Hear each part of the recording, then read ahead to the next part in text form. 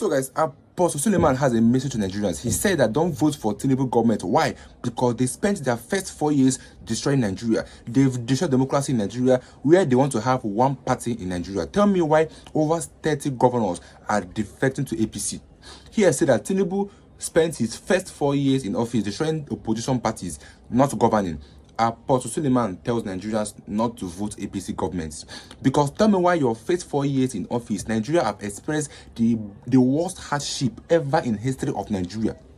Where Nigeria today cannot even feed, where kidnapping is now as if it's a normal thing, where the government are failing to arrest the terrorists, but rather they are pardoning them to go back to the communities. This is what this government have used their first 4 years to do. Under their first 4 years, over 30 governors have defected to APC. In their first 4 years, we can no longer buy fuel. In the first 4 years of Tinubu government, everything in Nigeria has become worse. Everything in Nigeria has become worse under the current government. Here I said that if Tinubu government creates law to tax solar use after failing to provide electricity, they should be ready for war. Northern cleric. This is a proof that the North have even rejected APC government, because they said that if Tinubu government imposes a law on solar, then they should be ready for war. This is coming from a Northern cleric, because tell me why you failed to provide electricity for your people, but then you want to tax them for using solar with their own money. Do you know how much a solar costs? Then someone can buy it and using sunlight, but then the government want to charge or to impose a tax on them, even when they have failed to provide what is needed in a country. In a country to move forward, they need electricity, but in Nigeria, we don't have electricity. For over since yesterday to today, there's no light here. Over since yesterday to today, I've not seen light. And then we expect people to run businesses. People run business with electricity. Okay, now there's no electricity now. Okay, let's now use gen. Then do you know how much is fuel? All these things are what APC government have done in their first 4 years, and they are saying that they should not vote for APC government in the next election. That's what this video is for you guys. Don't forget to leave a like and a comment. I'll see you guys in my next video. Please subscribe if you're new here to my channel. First 4 years, somebody did nothing. You want to vote for him again? People are suffering. Then what do you want to come back and do now? What we have is a broken down system. Today, to travel in Nigeria, you have to pray and believe God for safe journey. Get one thing right. Nigerians are not asking for too much. If you can't get power, give us security. If you can't give us security, let us be able to buy things cheap. Just do one. Don't vote for them. Don't be shocked if this new week now you read them attacking me online. No. There are people abroad today who are not abroad because they want too many wealth. It's because they want safety. That's why somebody can leave medical doctor and become a taxi driver abroad. You are laughing at him, but it's under an atmosphere that is safe. He wants to be able to go out and he's not worried that you'll be kidnapped. Today, to travel in Nigeria, you have to pray and believe God for safe journey. Is that a country? Don't mock them when they're abroad. How can somebody leave this place and now go there? It's safe. I interact with people as I travel. They'll tell me, say, Apostle, I don't like this place I'm in. I want to go back home. Say, but I'm safe here. I don't want too much. I want to be able to go to the farm and come back. I'm safe. But that's not what we have now. What we have is a broken down system. Most of you are not in politics. Get involved. Again, how can you get involved when people have now occupied your space? You can't be local government chairman unless you're in a clique. Local government chairman or chairman of local people, they will pick you. It's not by election, it's by selection. They will pick you. It's corrupted. If people rig themselves into power, let it be clear that they rig, not that you voted for them. First 4 years, somebody did nothing. You want to vote for him again? First term is when people really work.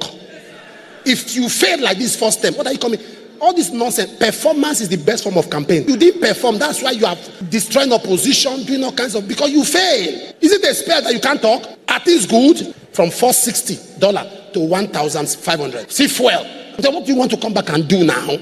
What are you coming back to do? See, some of us now, they are going to a news house to analyze what we are saying. But years ago, when I was speaking against Jonathan, they were clapping for me.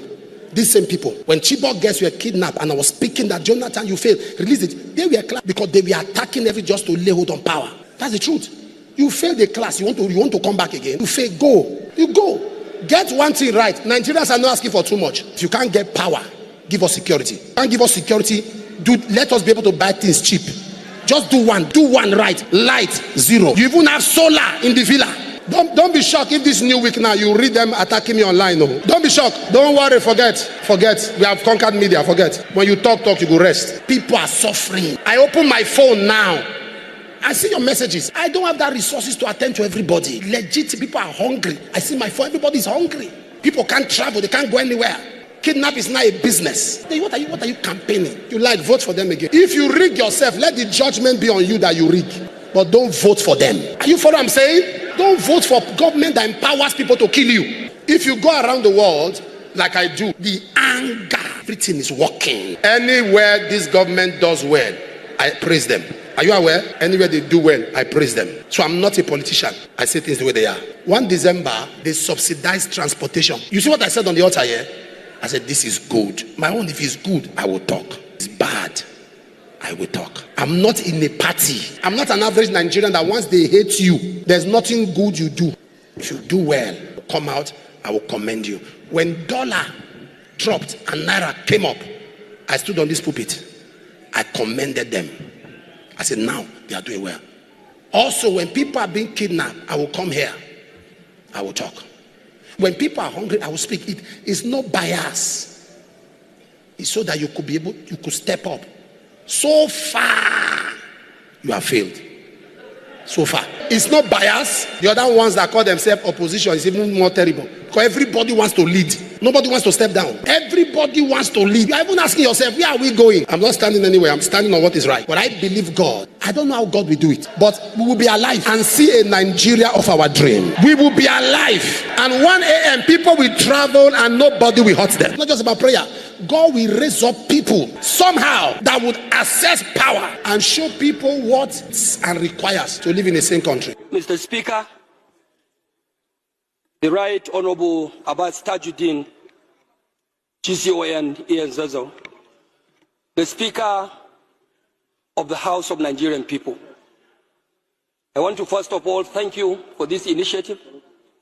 Mr. Speaker, which of course is giving opportunities to members representing their own people to speak for the people and speak for the constituents, for their constituents.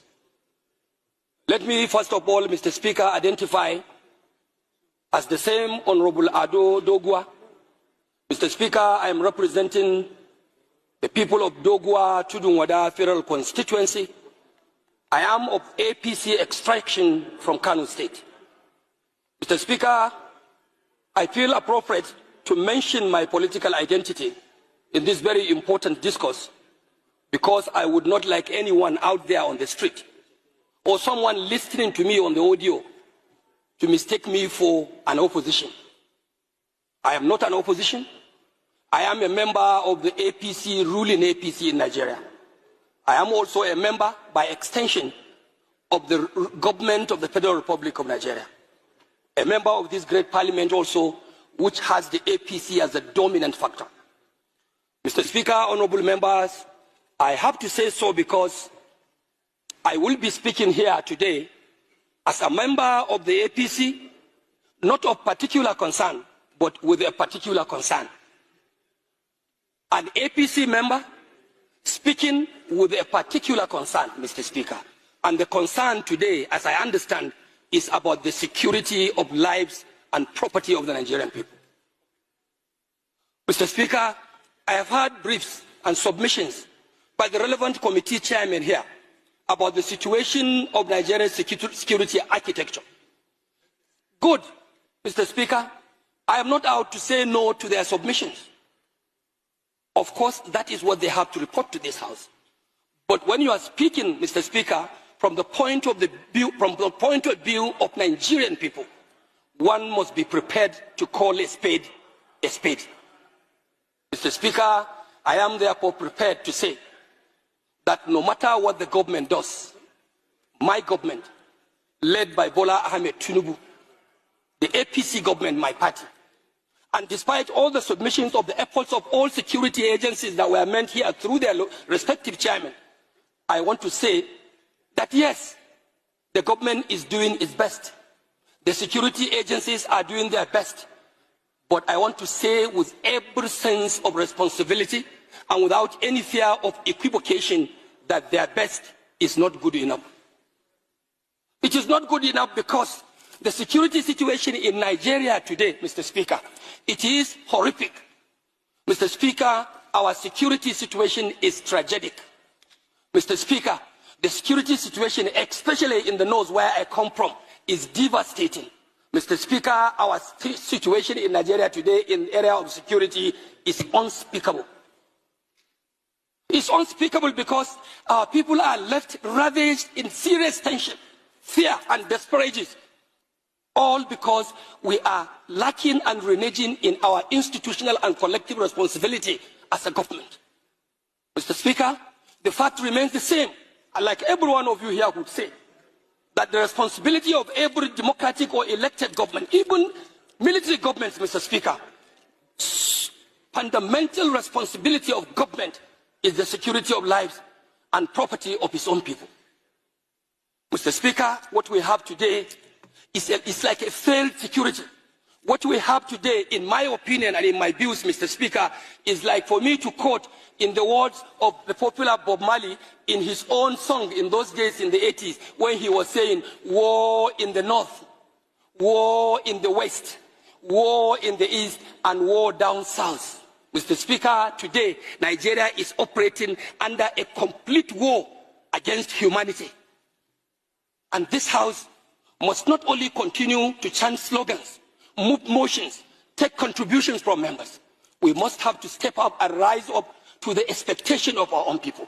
And that expectation must be beyond making pronouncement on the floor. Mr. Speaker, we have to step our institutional mandate. We have to step our institutional commitment and determination to protect the lives of the vulnerable people. Mr. Speaker, you rightly said in your remarks that you were in Kebbi State. As God may have it, Mr. Speaker, I went to Kebbi with you. I saw how the governor of Kebbi, who is the chief security officer of the state, speaking to the delegation of this honorable house in nostalgia, Mr. Speaker, with a very heavy heart. At a point, I would not miss to say, I will not be mistaken to say that I saw the governor weeping in the heart.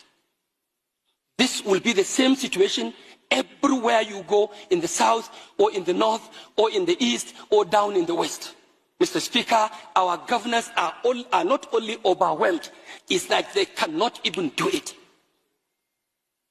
The responsibility of security, Mr. Speaker, of course, by the constitutional provisions, it is a sole responsibility, more of a sole responsibility to the center. I agree with whoever may say, of course, governors in the subnationals are also accountable and they must be held responsible for the security of lives and properties of their people. Mr. Speaker, I want to say that in virtually all of our constituencies, given the opportunity, everyone here can rise to tell you the account of what is happening. Mr. Speaker, it is not religious. Mr. Speaker, it is not even political. This fight and this menace of insecurity in Nigeria is something that does not have any identification of one's party or one's religion or one's tribe whatsoever. It is a calculated attempt to demoralize the Nigerian state. And if care is not taken, Mr. Speaker, even for those of us who take politics more seriously, we'll have a very big question to answer at the end, because it is like this unnecessary insecurity going on. This is a high level of conspiracy targeting our political processes. As we are approaching 2027, Mr. Speaker, we will all be expected to have a peaceful conduct of our polls. How do you have that if our communities, local communities, are plunged into crisis, into banditry, into kidnappings in the churches, in the mosque, even down in the oil-producing area, which is our economic live wire? Production of oil, crude oil, is being unfortunately undermined by militia groups. So it is like a collective thing that we must put our hands on deck and call whoever is responsible, sir, to order. Order, order, and order. And this House must not take for granted that we are not part of the government. If the government is wanting, this institution of the legislature is a component of the government itself. We have to look inward to ourselves and see what more of oversight functions, like some members have said, are we going to make? Are we going to provide? Mr. Speaker, we can even declare legislative emergency. Close the House, shut it up. Who are you legislating for?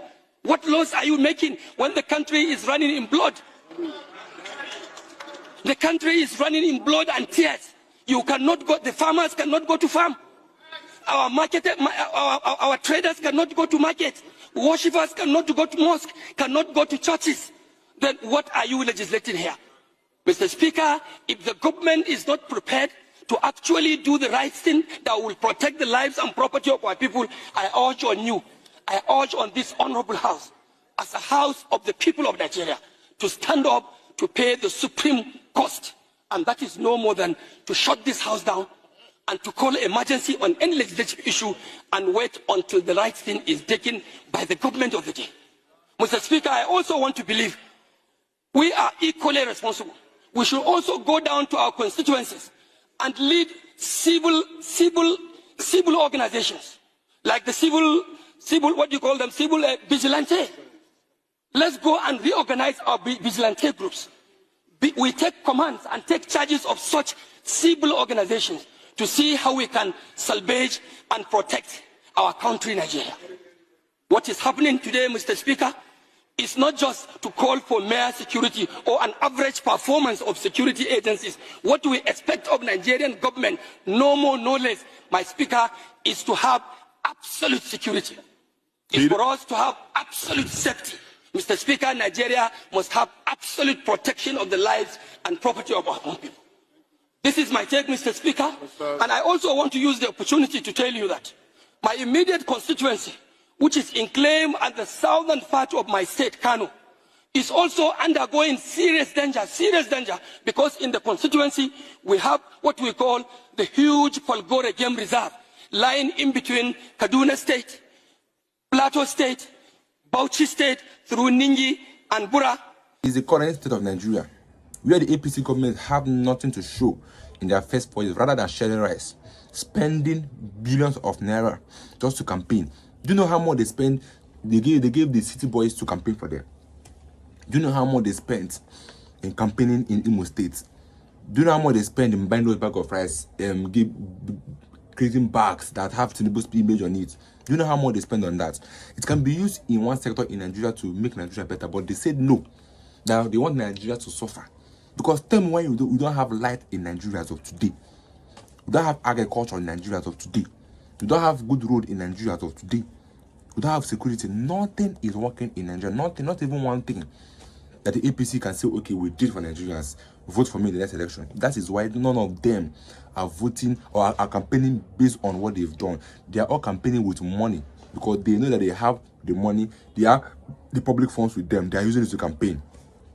Because why will you tax, or why will you have a plan to tax people using solar, whereas you have failed to provide electricity for Nigerians? People have businesses running, cyber cafe running, industries running, companies running, and they need light for the companies to run. But in Nigeria, there is no light. So how do you intend, or how do you expect that company to flourish? That is why many companies in Nigeria are closing down. Many companies in Nigeria are leaving the country because they can no longer withstand the poverty, they cannot withstand the bad governance coming from Nigerians. Do you know how many people's stores are being robbed every day by day? This is because of hunger. When there's hunger in the land, the people tend to do anything possible just to get something to eat. This is why people are crying on the government to do something. But this is our first 4 years, nothing to show for it. And this is why it's as if everybody have abandoned APC government.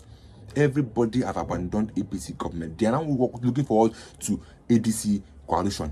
And they are begging that the ADC should allow Obi and Kwankwaso to run, because these are the only two persons that Nigerians believe that are going to deliver something that is quality to Nigerians. Because Nigerians need hope, and Obi has given hope. Do you know how much Obi have donated to schools, to hospitals, just because he believes that a new Nigeria is possible? But guys, let me get your views in the comment section. Don't forget to leave a like and a comment. I'll see you guys in my next video.